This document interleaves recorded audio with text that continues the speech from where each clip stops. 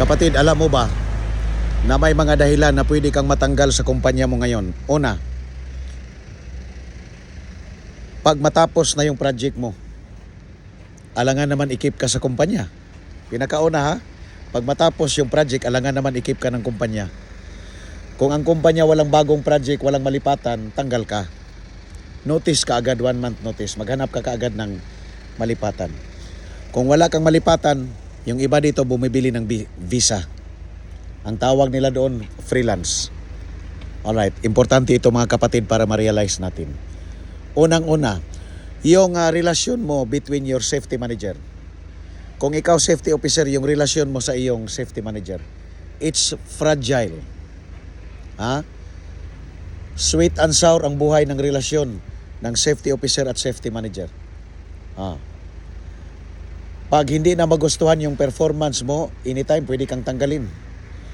Kasi ang safety manager lang nakakausap ng project manager or CEO. He has the access. He can ask a minute, 2 minutes, 3 minutes to 5 minutes of the time of the project manager and discuss. Pwede kang siraan, pwede kang matanggal. Kung magkamali ka doon sa assigned area mo, kunyari may lifting operation, nag-fail, it resulted to serious property damage or namatayan or maybe resulting to serious hospitalization, serious injury resulting to hospitalization, pwede kang matanggal. Kunyari may audit at na-highlight yung area mo na merong unexplainable na NCR kung bakit nag-occur ito na matagal na hindi pala it can be explained but very difficult to close the NCR. Pwede kang matanggal. May emergency sa ating pamilya, uuwi ka ng Pilipinas, tumagal ka ng Pilipinas, hindi ka nakabalik kaagad, tanggal ka.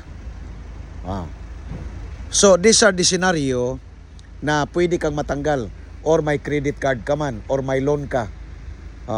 Tapos nahirapan ka, nakulong ka, pagbalik mo hindi ka natanggapin. So tanggal ka. So ito yung maraming mga kondisyon mga kapatid na pwede kang matanggal or maalis sa iyong kumpanya at sa project mo. Now, paglipat mo ngayon, dinikit ko lang ito sa sasakyan. Paglipat mo nga, kasi seryoso ito kapatid, hindi kasi natin ito na-realize minsan. I hope it touches to the heart of somebody na hindi masyadong nag-aatin ng mga professional organization. Kayo ang tinitira ko ngayon. Wag kayong parelax-relax na kunyari, I will not spare you kapatid. Lahat ng hindi pumunta nung ECPA, makinig kayo. Pwede tayong matanggal sa project anytime. Iyon na yung mga in-explain ko sa taas. Now,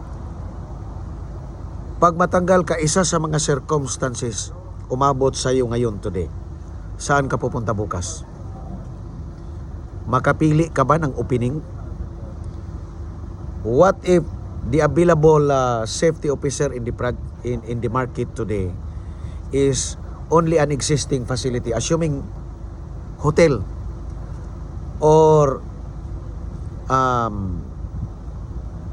isang area na merong commercial shop, no, mga shop, tapos merong hotel, merong supermarket, tapos merong mga restaurant, may mga site offices, business offices, may mga clinic.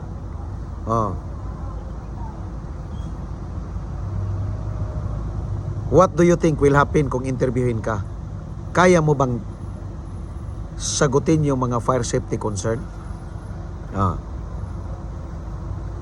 What if ma-assign ka sa isang mall? What if ma-assign ka sa isang kumpanya like facility management sa Muslim? Paano mo yan sagutin at salagin yung mga katanungan para makuha ka at mapili kang safety officer sa isang project? What if ang katanungan sa iyo ay frequency sa emergency drill? What if itanong sa iyo ang ang how important is to maintain the with lapad ng emergency exit. And how to maintain that they are free from any obstruction. Ito yung mga katanungan, kapatid, na baka mahirapan tayo. Dahil meron tayong kakulangan, pakaangka-angka. May mga seminar sa professional organization. Wala ka nangang organization, litsi ka. Wala ka nangang organization, sinalihan. ICPE na lang ayaw pang umattend. So saan ka kukuha ng kaalaman? Do you think yung natutunan mong 10 or 12 sessions sa Nibos is good enough for you to maintain? For you to be hired? Is it enough, that 12 session? 5 years, 12 years, 18 years, or 3 years ago na manatili ka pa rin magaling at proficient sa trabahong ito? My goodness, kapatid, mag-isip-isip ka.